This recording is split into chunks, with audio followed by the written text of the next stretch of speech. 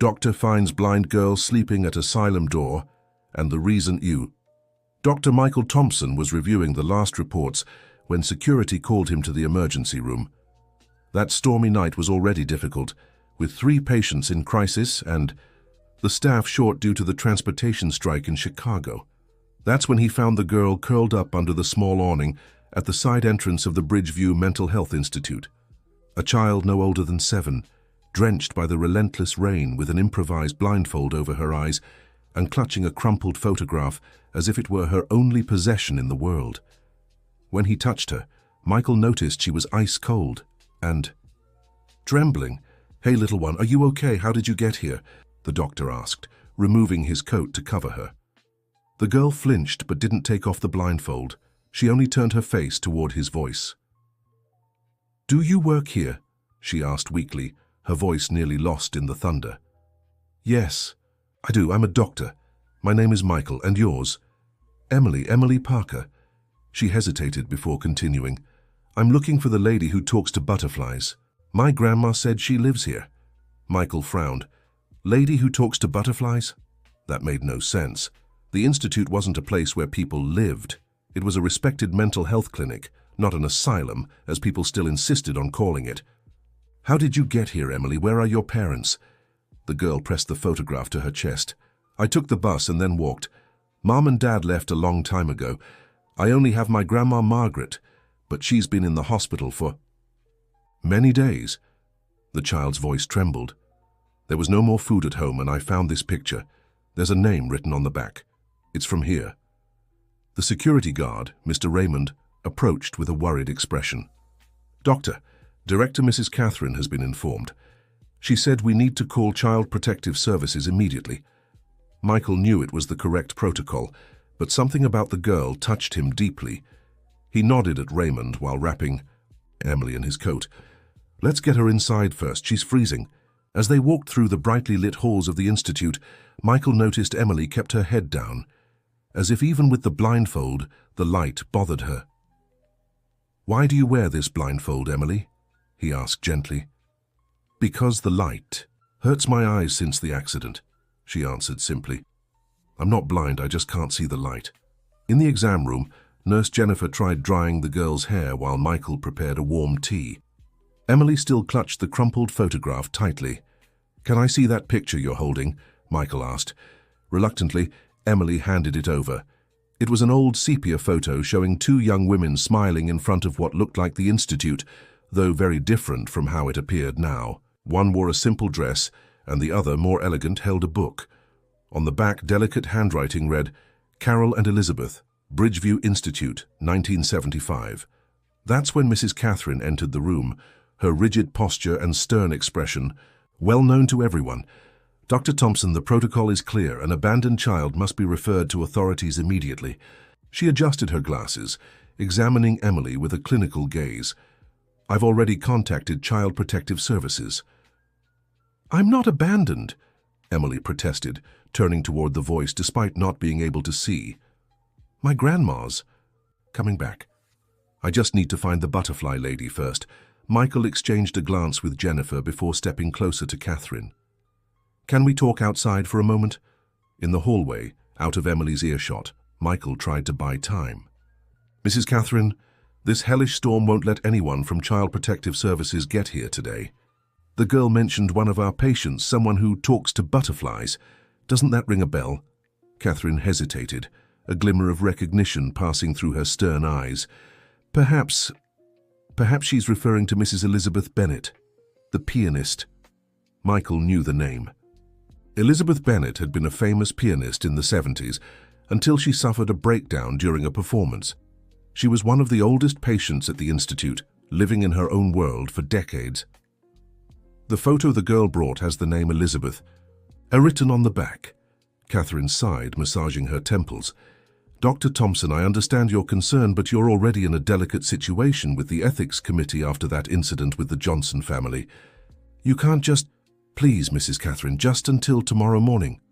Michael rarely begged, but the image of that child alone in the rain had moved him in a way he didn't fully understand. Maybe it was because he himself was fighting for custody of his 8-year-old son, Nathan. since the messy separation with Amanda 6 months ago. Or perhaps because in his 20 years of psychiatry, he'd never encountered such an unusual case. Until tomorrow morning then, Catherine relented against her will. But the responsibility is yours, Dr. Thompson. When they returned to the room, they found Emily chatting animatedly with Jennifer. The girl was holding a rag doll the nurse had found in the pediatric wing. "The tea is cooler now, Emily. Can you hold the cup?" Michael asked, approaching carefully so as not to startle her. "I can," the girl replied, reaching out with surprising precision for someone who couldn't see. "I learned to manage after the light started hurting." Michael watched as Emily took small sips. It was clear the girl had developed other senses to compensate for her condition. "Emily, you mentioned an accident. Can you tell me what happened?" The girl set the cup down, her small face turning serious. "It was last year. A car hit ours. Dad and Mom left, and my eyes were never the same. The doctors said it's photo something. Photophobia, extreme sensitivity to light." Emily nodded. "That. Grandma Margaret took me to every doctor, but they only gave me dark glasses that didn't help much. The blindfold was her idea."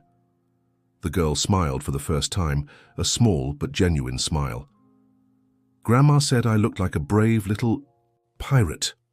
Michael exchanged glances with Jennifer. The story was becoming increasingly touching. "And this butterfly lady, why do you think she's here?" Emily pointed to the photograph. "When Grandma Margaret got sick, I looked through her papers to find Aunt Marlene's number, but I found this photo instead. The name of this place is written on the back. Grandma always talked about her friend who saw butterflies even in winter. It must be this Elizabeth, right?"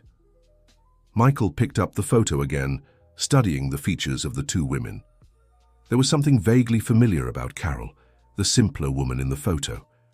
"Emily, what was your grandmother's last name?" "Margaret Wilson. She was a nurse before she got old." Michael and Catherine exchanged surprised glances. Margaret Wilson was a name that appeared in the Institute's old records, a nurse who had worked there in the 70s and 80s. "Mrs. Catherine, can we check if there are records of Margaret Wilson visiting Mrs. Elizabeth?"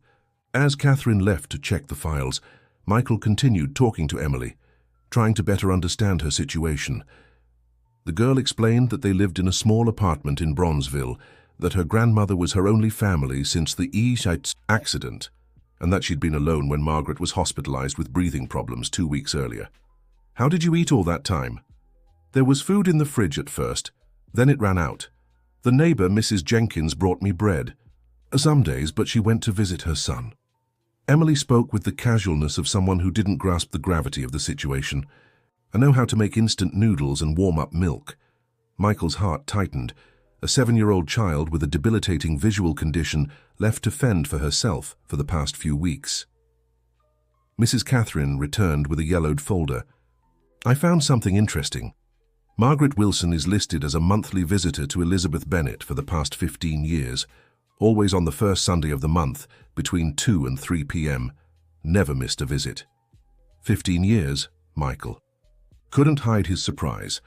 "And how long has Mrs. Elizabeth been hospitalized here?" "Since 1978, Catherine replied, checking the file. "After a breakdown during a concert at Lincoln Center. The initial diagnosis was schizophrenia, but now we know it was likely bipolar disorder with psychotic features, worsened by a traumatic event." "What event?" asked Michael, growing more intrigued. Catherine lowered her voice, glancing at Emily playing with her doll. "The loss of her young daughter. The girl was about 5 when she disappeared during a walk in the park. She was, never found." Michael felt a chill. The coincidence was unsettling. "Emily, did your grandma ever mention how she met Elizabeth?" The girl shook her head. "Grandma Margaret didn't like talking about the past. She only said she owed a lot to a special friend." Dear listener, if you're enjoying the story, don't forget to like and especially subscribe to the channel. It really helps those of us just starting out. Now continuing. That night, Michael broke all the rules. Instead of leaving Emily in the small infirmary as he'd agreed with Mrs. Catherine, he took her to meet Elizabeth Bennet. If there was a connection between them, maybe it could help him understand why this child was alone in the storm. Elizabeth had her own room on the quietest floor of Bridgeview Institute. It was a privilege earned by her influential family decades ago and maintained by tradition. Unlike the more clinical rooms, hers had a small upright piano against the wall, bookshelves and old photographs in silver frames. At first glance, she seemed just an elderly woman with white hair tied in an elegant bun, sitting by the window watching the rain. If not for her vacant gaze and fingers constantly moving as if playing an invisible piano, she could have been any grandmother waiting for her grandchildren's visit. "Mrs. Elizabeth?" Michael called softly. "I brought a special visitor. For you today." The old woman didn't respond, continuing her silent concert.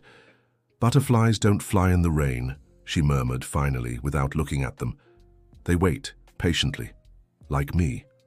Emily, though unable to see, turned her face toward the voice as if sensing her presence. "Are you Elizabeth?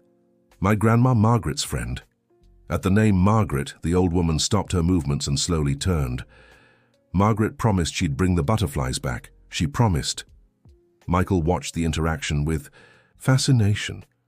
Elizabeth, who rarely engaged coherently with staff, seemed to respond to Emily's presence. He stepped closer, gently holding out the photograph. "Mrs. Elizabeth, do you recognize this photo?"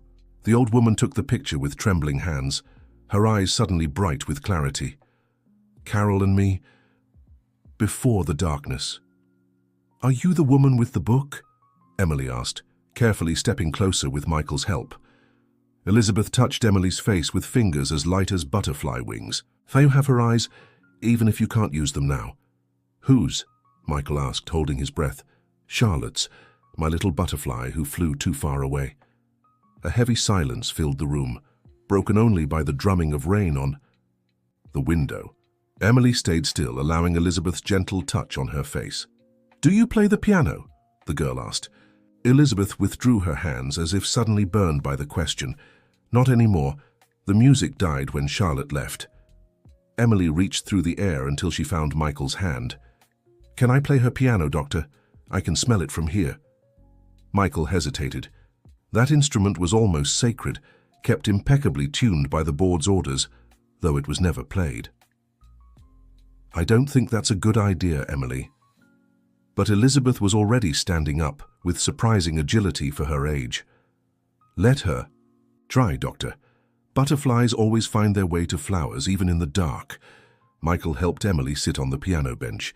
The girl ran her fingers lightly over the keys, not pressing them, just acknowledging their existence. Then, to Michael's astonishment, she began to play. It wasn't a complex melody, just simple, hesitant notes forming the opening of a familiar lullaby. What happened next was even more remarkable. Elizabeth sat beside Emily and, for the first time in decades, her hands found the piano keys. With a fluid motion, she completed the melody Emily had started, transforming the simple notes into a complex and moving composition. Michael watched, open-mouthed, what seemed like a therapeutic miracle. Two lost souls connecting through music. When they finished, Elizabeth was smiling, silent tears streaming down her wrinkled face. "You play just like her," she whispered to Emily, "like my Charlotte." The next morning, Michael was confronted by a furious Catherine when she discovered he had taken Emily to see Elizabeth without authorization. "This is a serious violation of protocol, Dr. Thompson," she exclaimed in his office. "Child Protective Services is on their way, and now I'll have to explain not only the unauthorized presence of a minor in our facility, but also her unsupervised interaction with a psychiatric patient." Michael remained calm, though he knew he was on professionally shaky ground. "Mrs. Catherine, something extraordinary happened last night. Elizabeth Bennet played the piano for the first time in decades. Emily's presence triggered a response no therapy has achieved in years." Catherine adjusted her glasses, her expression wavering between irritation and professional curiosity. "Even if that's true, it doesn't justify—" They were interrupted by Jennifer, who hurried in. "Sorry to interrupt, but there's something you need to see." In Elizabeth's room, they found the elderly woman seated at the piano, playing softly while Emily, still blindfolded, sat beside her, swaying to the rhythm. "She's been like this since she woke up," Jennifer whispered. "She asked for breakfast for two and started playing." Catherine watched the scene with a mix of awe And professional skepticism. Has Dr. Robert been informed? She asked, referring to the doctor who had overseen Elizabeth's case for over 15 years. He's on his way, Jennifer confirmed. Michael approached the two carefully. Good morning, Mrs. Elizabeth. Good morning, Emily. I see you're having a morning music session. Emily smiled toward his voice. Mrs. Elizabeth is teaching me how to hear the notes. She says music is invisible butterflies. The elderly woman stopped playing and looked at Michael with a clarity he had never seen before. Doctor, this girl must stay. She brings the butterflies back.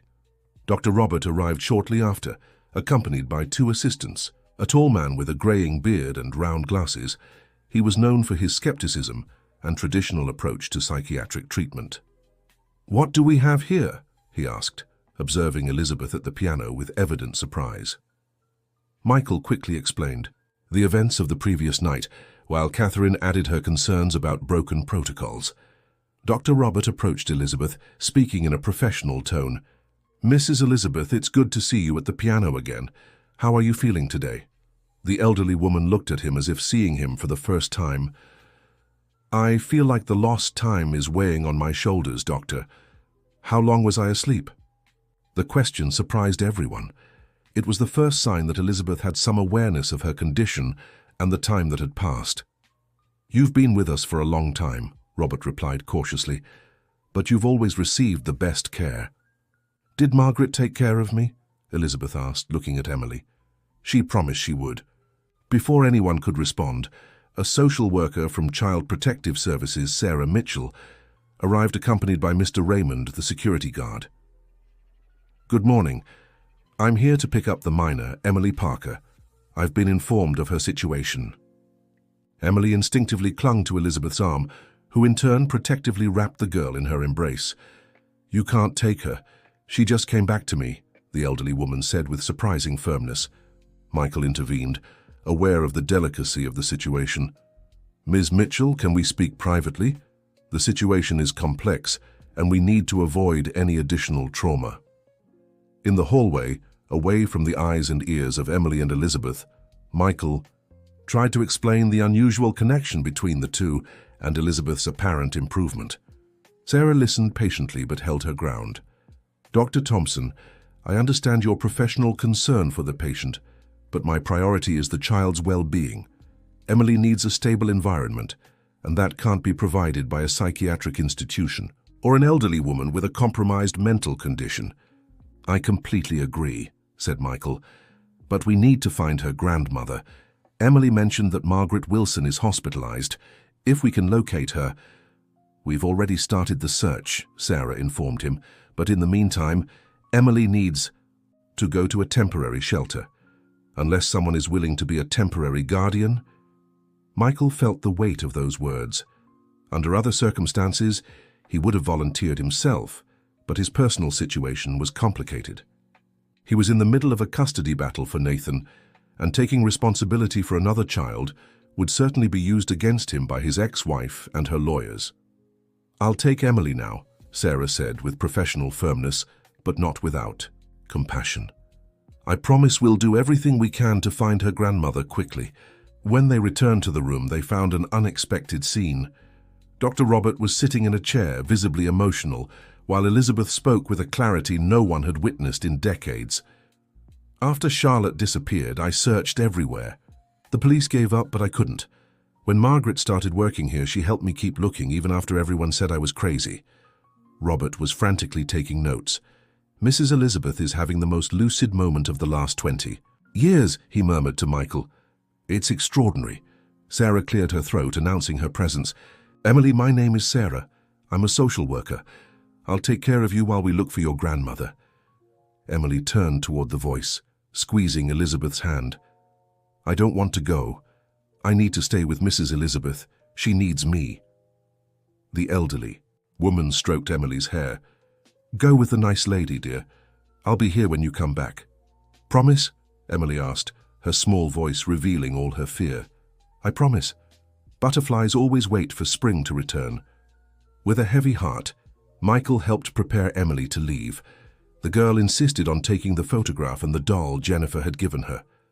At the last moment, Elizabeth gave Emily a small butterfly brooch she always wore pinned to her dress. "To remember the promise," the elderly woman said. When Emily left, accompanied by Sarah, Elizabeth returned to the piano, playing a melancholy tune that seemed to follow the girl's footsteps down the hallway. "I've never seen anything like it," remarked Robert, joining Michael at the door, "in all my years of practice." "We need to find Margaret Wilson," Michael replied. "She seems to be the key to understanding this story." For the rest of the day, Michael divided his time between his regular patients and the investigation into Margaret Wilson. With Jennifer's help and Mrs. Catherine's reluctant permission, he managed to access the old files at the Bridgeview Institute. He discovered that Margaret had worked as head nurse in the women's wing between 1970 and 1987, when she was abruptly fired. "Fired?" Michael questioned, examining the yellowed document. "What was the reason?" Jennifer, who was digging through another box of files, found an internal memo. It says, "Conduct incompatible with institutional policies," signed by Dr. Richard Miller. "Mrs. Catherine's father," Michael murmured. The puzzle piece was intriguing. "There's more," Jennifer continued, unfolding another document. "A letter from Margaret contesting the dismissal, claiming the real reason was her discovery of unauthorized experimental treatments on certain patients, including Elizabeth Bennet." By evening, Michael received a call from Amanda, his ex-wife, reminding him of his commitment to pick up Nathan from school the next day so they could spend the weekend together. "Don't be late this time, Michael." Her voice was icy on the other end. "Nathan was devastated last time." Michael felt the familiar tightness in his chest. The divorce had been hard, but the real challenge was keeping his relationship with his son intact, despite the growing animosity between the adults. "I'll be there, Amanda, I promise." The next day, Michael arrived at the institute earlier than usual. He checked on Elizabeth, who had surprisingly slept well and maintained a level of mental clarity that impressed the staff. She repeatedly asked about Emily and the photograph. That was when Mr. Raymond called him to the reception desk. Emily was there, alone, still wearing the blindfold and carrying a small backpack. "Emily, how did you get here?" Michael exclaimed, crouching to her level. "I ran away," she replied simply. "The house they took me to had too many noisy children, and I promised Mrs. Elizabeth I'd come back." Mr. Raymond shook his head, amazed. "She came all by herself, Doctor, by bus, with that blindfold on." Michael wasn't sure whether to admire Emily's determination or worry about the risks she'd taken. The city of Chicago was no place for a visually impaired child to wander alone. "I'll call Miss Mitchell," Michael said, leading Emily to his office. "She must be frantic looking for you." "Before you call, Doctor," Emily requested, carefully pulling a crumpled envelope from her backpack. "I found out where my grandma is. She's at this hospital." She handed him the envelope, stamped with the logo of Mercy Memorial Hospital, one of the largest in the city's east side. Michael examined the document, a hospitalization record in Margaret Wilson's name, diagnosed with acute pneumonia. "How did you get this?" "The lady at the shelter was looking through the papers that came with me. I waited until she left and took it." Emily spoke without a trace of regret. "Grandma Margaret always said sometimes we have to help fate along." Michael couldn't suppress a small smile. That girl had an indomitable spirit.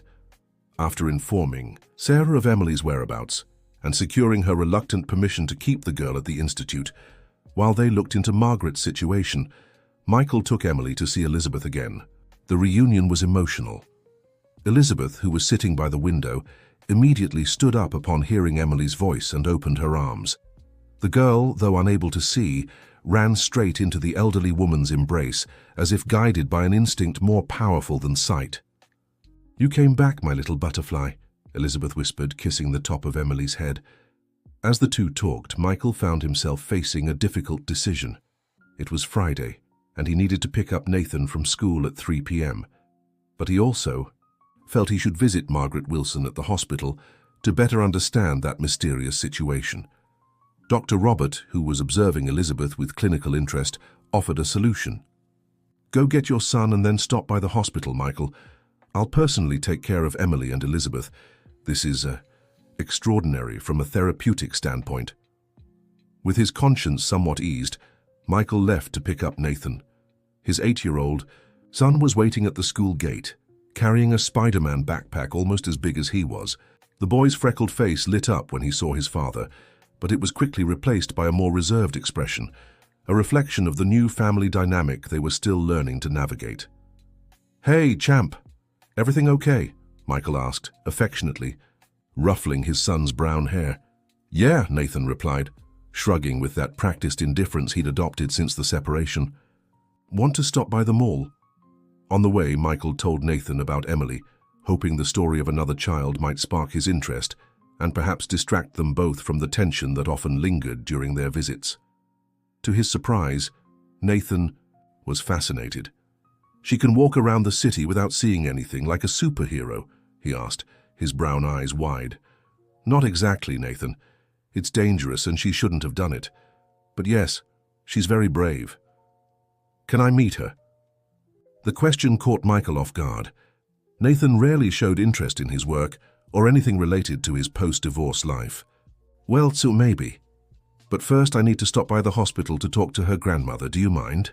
Nathan shook his head, suddenly excited at the prospect of an adventure different from their usual mall trip, followed by pizza and a movie.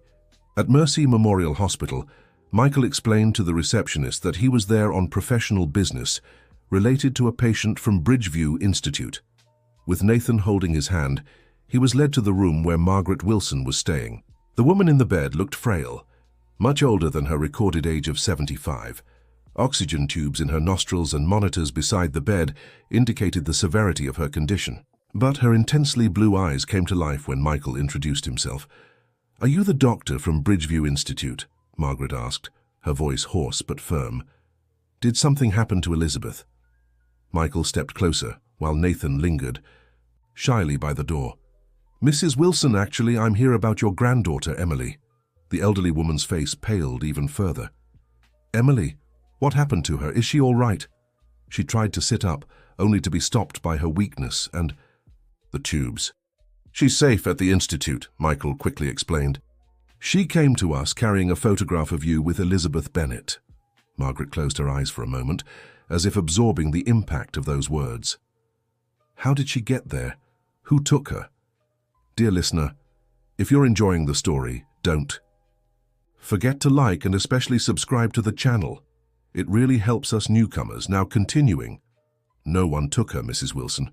Emily arrived on her own during the storm the other night, and today she ran away from the temporary shelter. To return to the Institute, she's determined to find who she calls the lady who talks to butterflies. The elderly woman let out a deep sigh, a mix of worry and something that seemed like resignation. I knew this day would come. I just didn't expect it to be like this, with Emily all alone. Michael pulled up a chair and sat beside the bed. Nathan, sensing the seriousness of the conversation, quietly moved closer and stood by his father. Mrs. Wilson, there's a connection between Emily and Elizabeth that I can't understand. When they're together, Elizabeth shows a clarity we haven't seen in decades.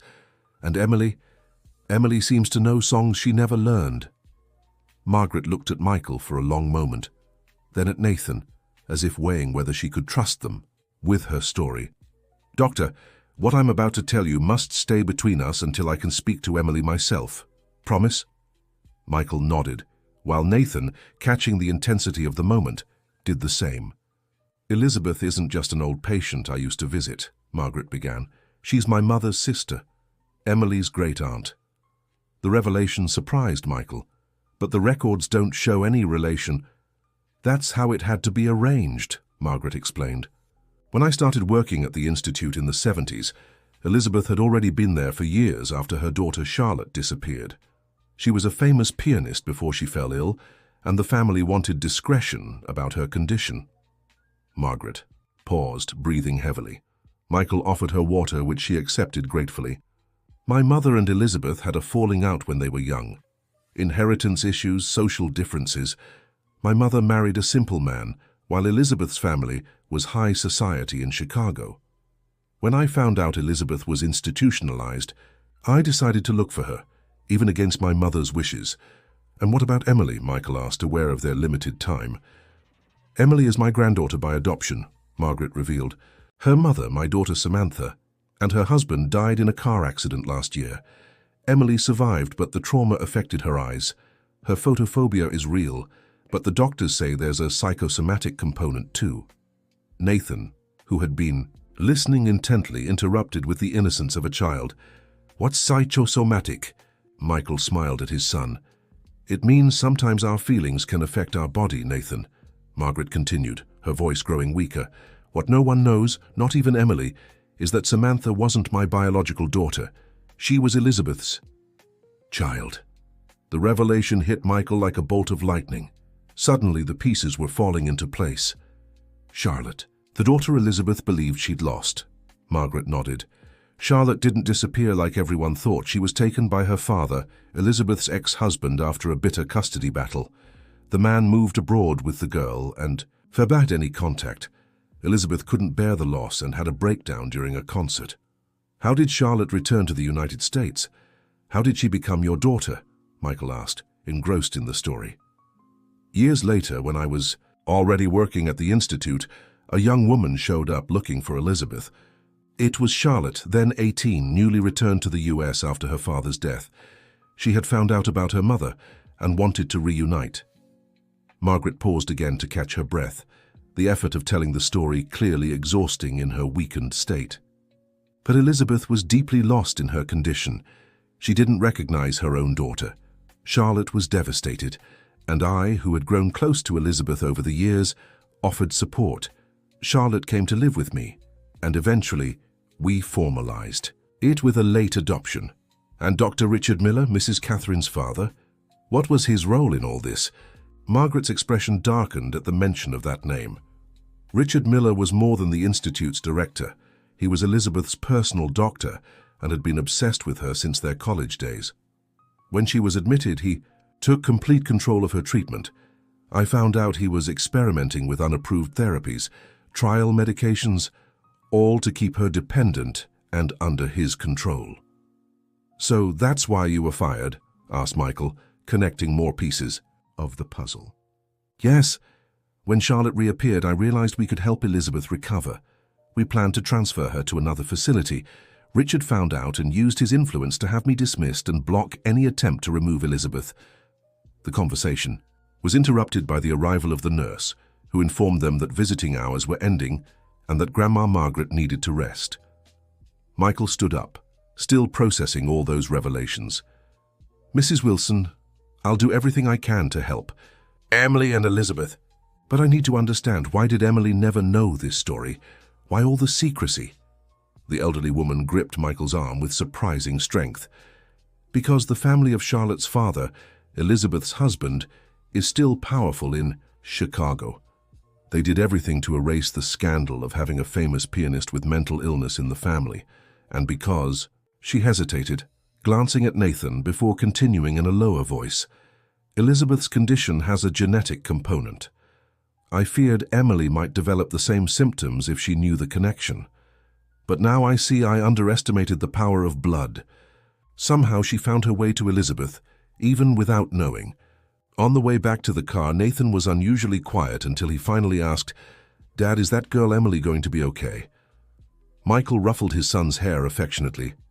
"We'll do everything we can, champ." "Can we go see her now?" Nathan insisted. "I want to meet the superhero girl who walks around without seeing." Michael checked his watch. Nearly 2 hours had passed, and he'd promised to take Nathan to dinner. But his son's genuine interest moved him. Maybe this was a connection they shouldn't waste. "Sure, but just a quick visit, okay?" When they arrived at the Institute, they found an unexpected scene.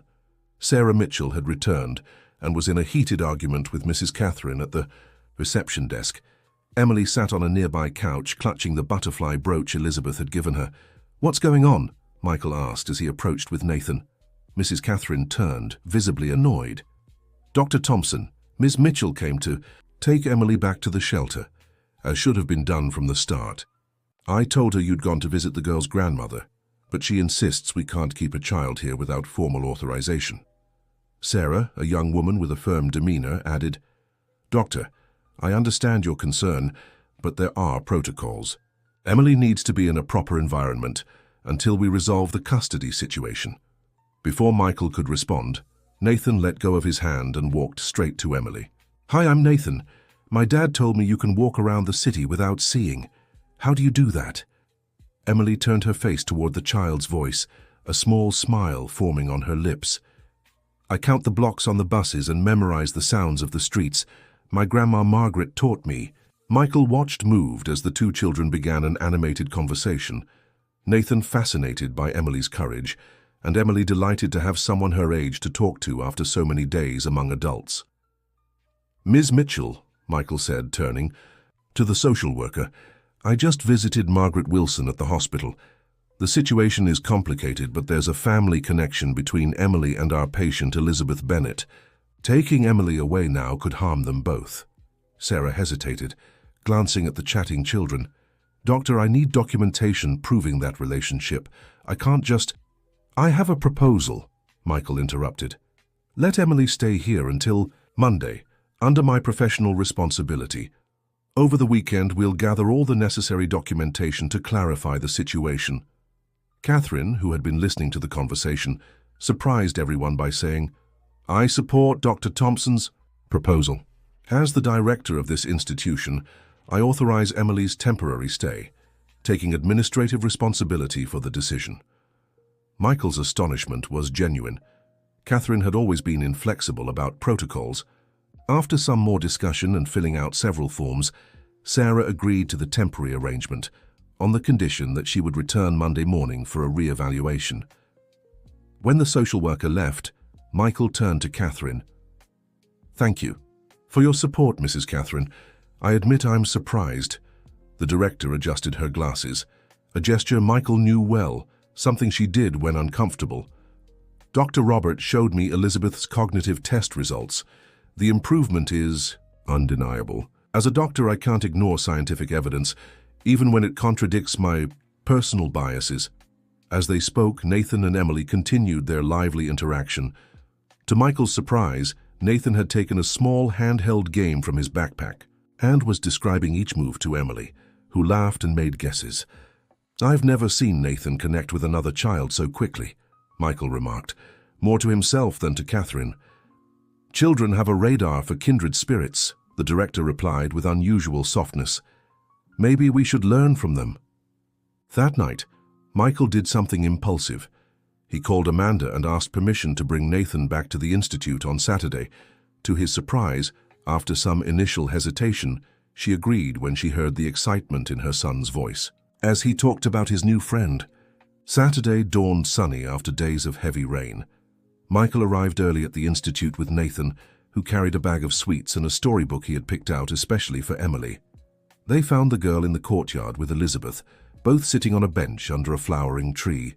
Emily still wore her blindfold, but Elizabeth had helped adorn her hair with small flowers, giving her an almost ethereal look. "Emily!" Nathan called, running toward them. "I brought a book to read to you." Emily turned toward his voice, her face lighting up. "Nathan, you came back!" Elizabeth watched the interaction with a serene smile. When Michael approached, the elderly woman looked at him with a clarity that still surprised the staff. "She looks so much like Charlotte at that age," Elizabeth remarked. "The same gestures, the same laugh." "Mrs. Elizabeth, I visited Margaret Wilson yesterday. She told me about your family connection." The old woman nodded. "I knew somehow. When Emily played the piano, something inside me woke up. Music was always our secret language, mine and Charlotte's. Did you know Charlotte had returned to the United States? That she grew up as Margaret's daughter?" Elizabeth looked at the children playing a few feet away, Nathan reading animatedly while Emily listened intently. There were moments of clarity over the years, flashes like blurred photographs. "When Margaret visited me, sometimes I knew who she was and why she came. Other times, she was just a kind nurse. The mind is a treacherous place, Doctor." Michael sat beside her. "Would you mind telling me about the past, about Charlotte?" Elizabeth was silent for a long moment, before speaking softly, each word heavy with painful memories. "Jonathan, my ex-husband, came from a traditional family. When we married, he supported my career as a pianist. But after Charlotte was born, everything changed. He wanted me to abandon the stage, to be nothing more than the perfect wife for his political ambitions. She paused, her eyes fixed on the past. We started fighting constantly. I was on a European tour when I received the divorce papers. I came back immediately, but Jonathan had obtained a temporary order to keep Charlotte with him, claiming, "My unstable artist's life was harmful. I was desperate." "Was that when the episodes began?" Michael asked gently. "Yes. I started having anxiety attacks, insomnia. I turned to stronger and stronger medications to cope with the stress of the custody hearings. Jonathan used that against me. And then, one day, after an unfavorable court decision, he simply disappeared with Charlotte. I later found out they had gone to Europe." Elizabeth took a deep breath before continuing. "I had a breakdown on stage during a performance at Lincoln Center. I was hospitalized, and the rest is hazy. Years that dissolved like sugar in water. Richard Miller took over my treatment, and I became increasingly dependent on medications that clouded my mind. When Charlotte returned years later, I didn't recognize her. My own daughter." Silent tears streamed down Elizabeth's wrinkled face. Michael waited patiently, respecting her grief. "Margaret was my angel. When she understood the situation, she started bringing Charlotte to visit me regularly, even when I didn't know who she was. And later, when Charlotte started her own family, she kept coming alone." "And Emily?" Michael asked. "How do you feel when you're with her?" Elizabeth smiled through her tears. "It's as if time has come full circle, Doctor. As if Charlotte has returned to me, not as the adult I didn't recognize, but as the little girl who was taken from me. I know it's not rational that Emily is my great-granddaughter, but the heart doesn't follow logic. It follows love." The conversation was interrupted by the children's laughter. Nathan had taken off his shirt and, imitating a superhero, tied it over his eyes, trying to navigate by sound the way Emily did. "Your son is special," Elizabeth remarked. "He has an open heart." "He's going through a tough time," Michael confided. "The divorce was complicated. We're trying to find our way." "Children are more resilient than we think, Doctor. They find light in the darkest situations." Just then, Dr. Robert approached, carrying a folder of documents. "Good morning, everyone. Michael, can I speak with you for a moment?" Stepping aside, Robert showed Michael a stack of papers. "I spent last night reviewing Elizabeth's complete medical history. What I found is disturbing. Richard Miller was using unapproved experimental protocols, some later banned. The dosages of certain medications were dangerously high." "Margaret mentioned something like that," Michael said, flipping through the documents.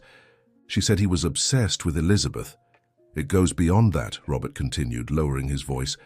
"I found records showing Richard intercepted all of Elizabeth's communications, including letters from her daughter. There are notes about keeping the patient in a controlled state for her own good." Michael felt a wave of outrage. "That's unethical, criminal. How did no one notice?" Richard was powerful and respected. And remember, we're talking about the 70s and 80s, when psychiatry still had many questionable practices. Robert hesitated before adding, "Do you think Catherine knows?" Michael glanced at the director, who was watching the children play from a distant window. "I don't know, but her change in attitude suggests she might be discovering things about her father that disturb her." The rest of the day passed peacefully. Nathan and Emily became inseparable, inventing games adapted to her visual limitations. Elizabeth remained lucid, though she occasionally referred to Emily as Charlotte, especially when the girl played piano under her guidance. On Sunday, Michael decided to take a bold step. With Mrs. Catherine's reluctant permission and Dr. Robert's presence as the supervising physician, he arranged for Elizabeth to visit the hospital to see Margaret. It was an emotional reunion. The two elderly women, separated by decades of pain and secrets, embraced for a long time. Margaret, despite her physical frailty, seemed to gain strength in her sister-in-law's presence. "Forgive me for not doing more," whispered Margaret, "for not being able to bring Charlotte back to you in time."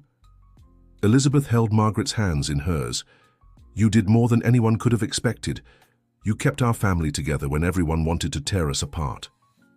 Emily, who had stayed close, guided by Nathan, stepped forward upon hearing the conversation. "Grandma, who is Charlotte?" A heavy silence filled the room. Margaret looked at Elizabeth, a silent question in her eyes. The pianist gave a slight nod. "Emily, come here," Margaret called, extending her hand. "It's time you learned our true story."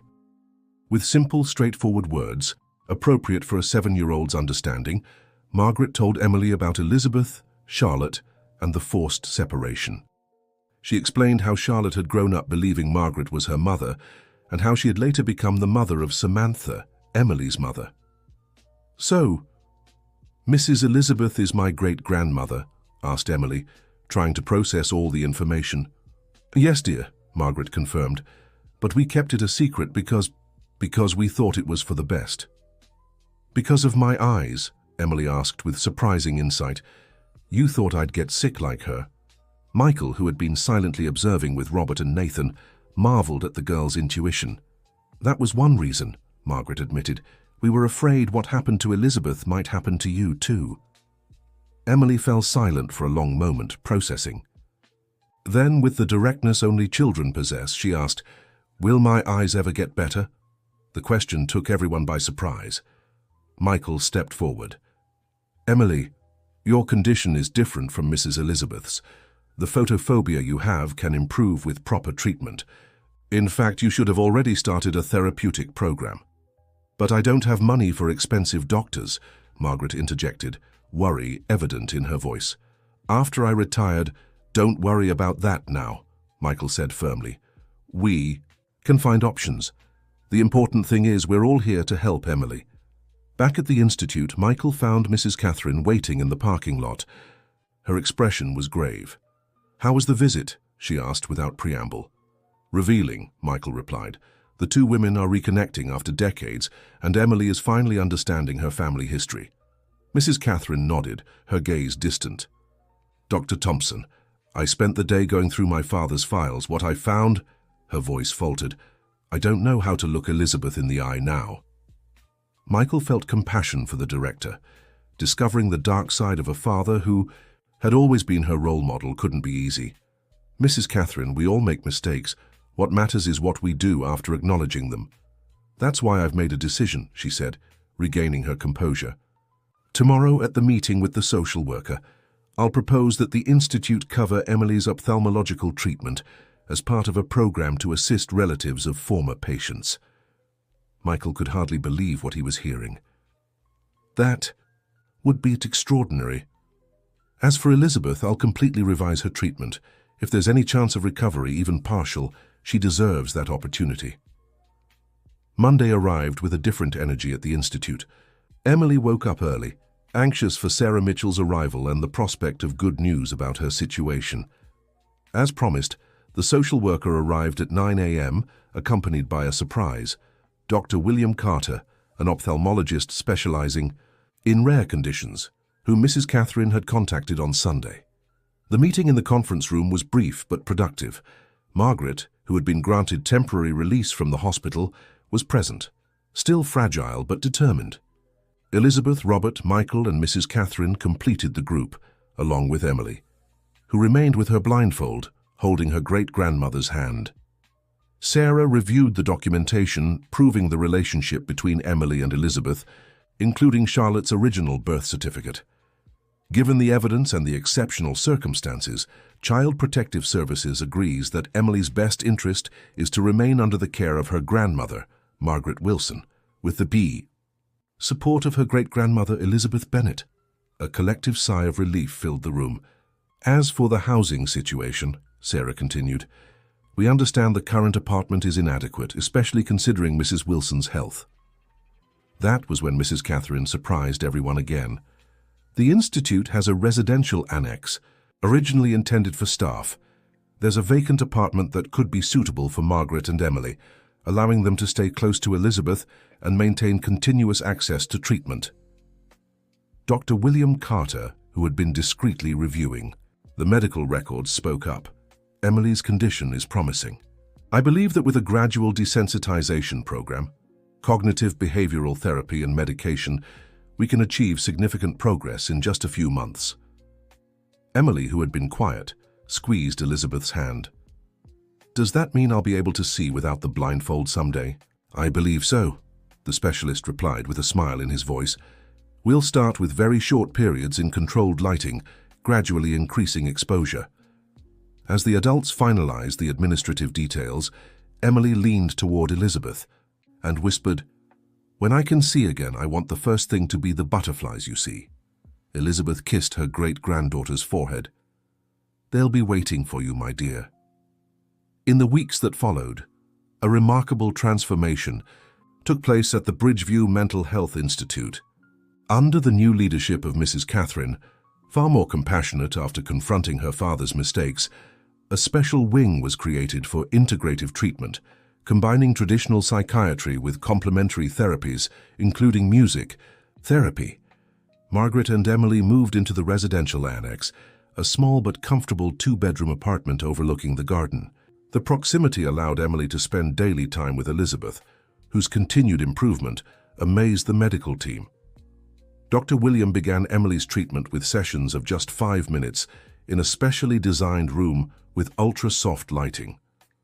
Gradually, the girl could stay longer without the blindfold, though she still wore it most of the time. Michael renegotiated Nathan's custody with Amanda, establishing a more flexible schedule that allowed his son to spend more time at the institute, where he had developed a genuine friendship with Emily. Nathan's frequent presence even brought Michael and Amanda closer, as they began speaking more civilly about their son's well-being. One Sunday afternoon, 2 months after their first meeting in the storm, Michael arrived at the institute to pick up Nathan, who had spent the morning with Emily. He found a small crowd gathered in the music room, where Elizabeth, seated at the piano with Emily beside her, was giving what everyone called her weekly recital. Everyone fell silent when Emily, without her blindfold but with her eyes half closed in the soft light, joined Elizabeth in a duet. The girl was still wearing special glasses with red lenses, which filtered most of the painful light frequencies, but it was the first time she had touched the keys while fully seeing them. At the end of the performance, as everyone applauded, Nathan approached Michael, his eyes shining with admiration. "Dad, Emily did it. She can see." Michael smiled, ruffling his son's hair. "Yes, champ. One step at a time, but she's getting there." Nathan hesitated, as he always did when he wanted to ask something important. "Dad, do you think we could take Emily and Mrs. Elizabeth out for ice cream someday? There's a place in the park right under the trees, so there's not too much light." Michael felt a tightness in his chest, moved by his son's thoughtfulness. "I think that's a great idea. Let's ask them." As the small crowd dispersed, Michael walked over to Elizabeth and Emily, who were still by the piano. "You were both wonderful," he praised. Elizabeth smiled, that serene smile that had become more frequent lately. "Emily has a gift, just like Charlotte did." "And like you do," Emily corrected, adjusting her special glasses. "Dr. Michael, I could see almost everything today. It only got blurry at the end when I got tired." "That's incredible progress." "Emily," Michael replied, "Dr. William will be very pleased." Nathan stepped forward, eagerly explaining his ice cream idea with the enthusiasm of a child. Emily clapped her hands in delight, while Elizabeth accepted with a gentle smile. As the children ran off to share the news with Grandma Margaret, who was resting in the garden, Michael stayed with Elizabeth. "You know, Dr. Thompson," the elderly woman said, softly closing the piano lid, "for decades I lived in an inner storm, lost between fragmented memories and hallucinations. When Emily appeared that rainy night, it was like I'd finally found shelter." "The bond between you two is extraordinary," Michael remarked. "From the very beginning. Blood calls to blood, Doctor, but it's more than that. It's as if fate is correcting an old mistake, giving both of us a second chance." Michael thought of Nathan, how their relationship had grown stronger in recent weeks, largely thanks to the shared experience with Emily.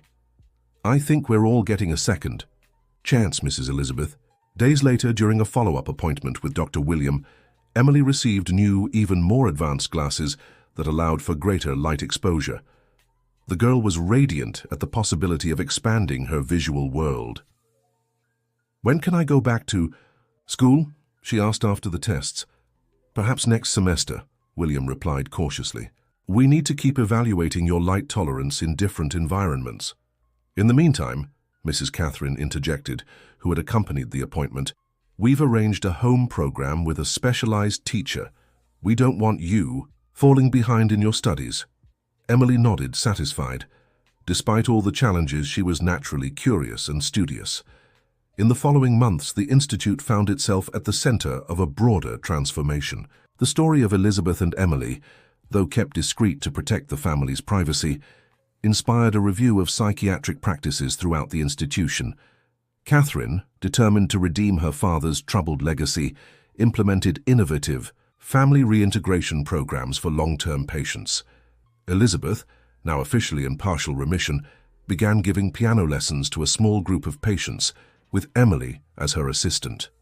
Her technique, preserved deep in her mind all those years, gradually returned, along with clearer memories of her life before the asylum. Dear listener, if you're enjoying the story, please take a moment to like and especially subscribe to the channel. It helps us tremendously as we're just starting out. Now continuing. On a particularly meaningful afternoon, 6 months after the encounter in the storm, Michael witnessed a small revolution. Emily came running into his office, no longer wearing her blindfold, but only her special glasses, with Nathan close behind her. "Dr. Michael, I did it! I saw the butterflies." Michael stood up, confused. "Butterflies?" "In the garden," Emily explained, breathless with excitement. "There was a blue butterfly on the flower and I saw it. For real, not just imagining it," Nathan confirmed, just as thrilled. "It's true, Dad," Emily pointed out the butterfly. "Before I did." It was a milestone in the girl's treatment. Dr. William had explained that distinguishing small moving objects outdoors would be one of the final stages of her recovery. That evening, during a small celebration dinner at Margaret's apartment, Elizabeth sat beside Emily, both looking out the window at the darkened garden. "You know, Grandma Elizabeth," Emily said, using the familial term for the first time, "the butterfly I saw today looked just like the ones you always described, blue like the sky after the rain." Elizabeth smiled, stroking her great-granddaughter's hair. "The butterflies were always there, sweetheart. Sometimes we just need to learn how to see them." Michael, watching the scene while chatting with Margaret, felt deep gratitude. As a doctor, he had witnessed much suffering, but also moments of healing like this, which reaffirmed his faith in human resilience. "I still can't believe how everything fell into place," Margaret remarked. Her health visibly improved after months of proper treatment. If Emily hadn't found that photograph, or if she hadn't had the courage to go out alone. "In a storm," Michael added. "She's an extraordinary girl." "Like Charlotte was," Margaret said with a nostalgic smile, "and like Samantha became. Strong women in our family." Across the room, Nathan was showing Emily a board game he'd brought, patiently explaining the rules and adapting them to make it easier for her to participate. The friendship between the children had blossomed in a surprising way, bringing their families closer too. A week later, Michael faced a difficult meeting. The ethics committee at Bridgeview Institute, composed of Mrs. Catherine and doctors from other institutions, wanted to review his handling of Emily's case. Though things had turned out well, there were concerns about broken protocols. To his surprise, Amanda showed up at the meeting and asked to speak. "I've known Michael for 15 years, she told the committee. "We were married for 10. And if there's one thing I've always admired in him, even during the hardest times in our relationship, it's his unwavering commitment to his patients' well-being." Amanda's unexpected testimony, along with the documented positive outcomes in Elizabeth and Emily's case, led the committee to conclude that while certain administrative protocols should have been followed more strictly, the essence of Michael's medical decisions had been ethically sound. "I can't believe you came," Michael said to Amanda as they walked through the parking lot after the meeting. She shrugged, a gesture he knew well from their years together. "Nathan won't stop talking about you, Emily, and this whole case. He says you're a superhero in a white coat." She smiled slightly. "I thought I owed it to our son to see if he was right." "And was he?" Michael asked, trying not to sound too eager for the answer. "Maybe. A little." Amanda paused before adding, He also won't stop talking about Elizabeth and Emily's recital next week. Says he got me an invitation. It's true, Michael confirmed. Elizabeth insisted on including you. She said family is family, no matter the configuration. Amanda nodded thoughtfully. Wise words, that, Elizabeth. On the big day of the recital, the auditorium at the Bridgeview Institute was decorated with small indirect lights, creating an environment bright enough for the audience but comfortable for Emily. The girl still wore her special glasses, but could now stay for increasingly longer periods in lit spaces. The event had grown from a small family gathering to an institutional milestone. Mrs. Catherine, recognizing the therapeutic potential of music, had invited patients from other wings, family members, and even representatives from mental health publications. Elizabeth, elegant in a dark blue dress from her concert pianist days, looked decades younger as she sat at the piano.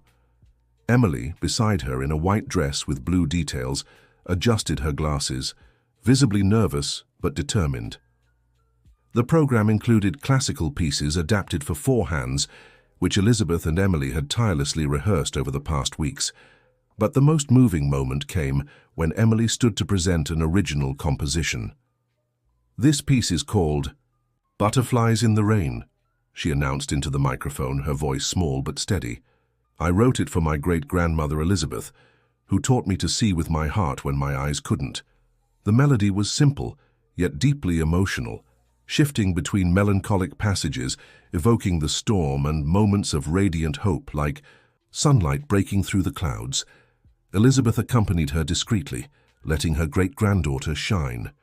At the end, the entire audience rose in an emotional standing ovation. Michael, seated between Nathan and Amanda, noticed tears in his ex-wife's eyes. She's truly extraordinary, Amanda remarked, dabbing her eyes. I understand why Nathan was so impressed. After the performance, during the small reception in the garden, Michael watched from a distance as Emily, wearing a wide-brimmed hat to protect her eyes from the setting sun, excitedly explained to a group of children how she had composed her piece. Mrs. Catherine approached, offering him a glass of juice. I never imagined we'd see something like this at the Institute, she said. Neither did I, Michael agreed. It's almost miraculous, Mrs. Catherine suggested with a wry smile. Careful, Doctor, or people will say you've lost your scientific skepticism, Michael chuckled. Let's call it a powerful reminder of the impact of human connection on recovery. Mrs. Catherine nodded, her gaze drifting to Elizabeth, who was animatedly chatting with Margaret and some guests. You know what amazes me most? How Elizabeth shows no resentment. After everything my father did, maybe it's precisely because she can now see the full picture, Michael suggested. The suffering, but also the healing. The separation, but also the reunion. Like Emily and her vision, Mrs. Catherine reflected, lost for a time but regained with new appreciation.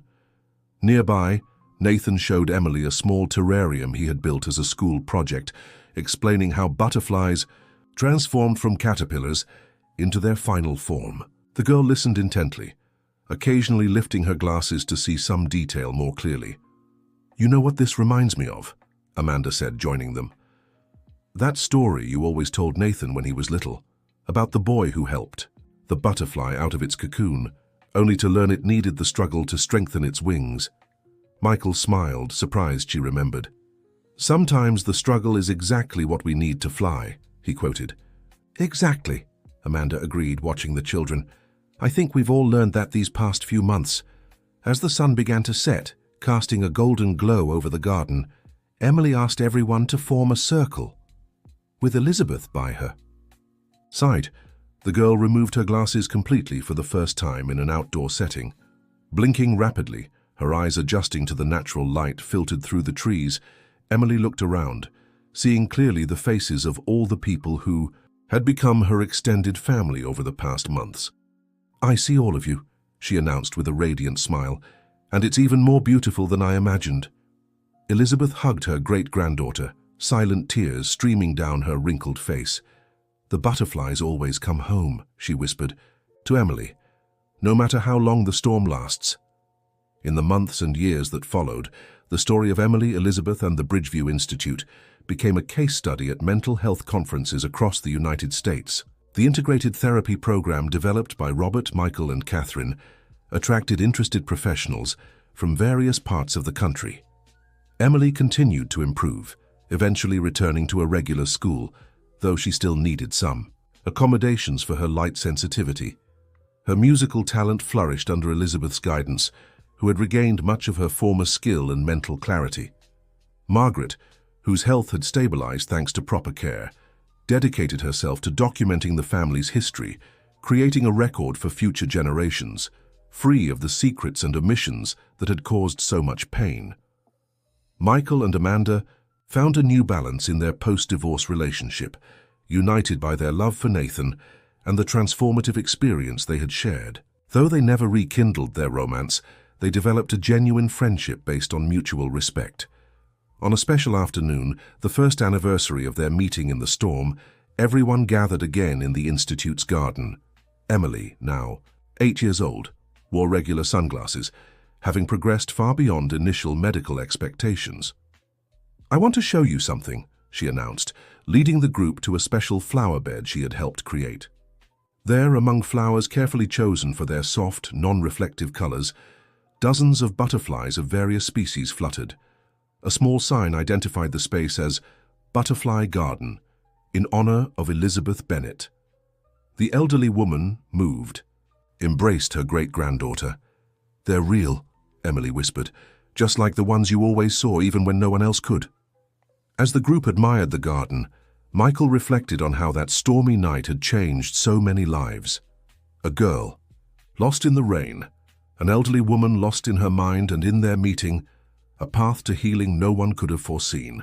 "In the end," Elizabeth remarked as if reading his thoughts, "it wasn't Emily's sight that needed healing, nor my mind that needed fixing. It was our broken hearts seeking each other through the storm." Emily, now confident in her restored vision, smiled at her great-grandmother. "And we found our way home. Together," added Nathan, holding his friend's hand.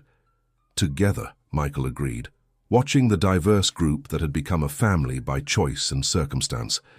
"That's how we weather all of life's storms." In the sky, the clouds parted for the last golden rays of sunlight, while in the garden, butterflies of every color danced among the flowers, visible now to everyone, just as Elizabeth had always seen them, even in the darkest moments. The end of the story. Dear listener, if this story touched your heart, share your experience with us in the comments. Have you ever found light in moments of darkness?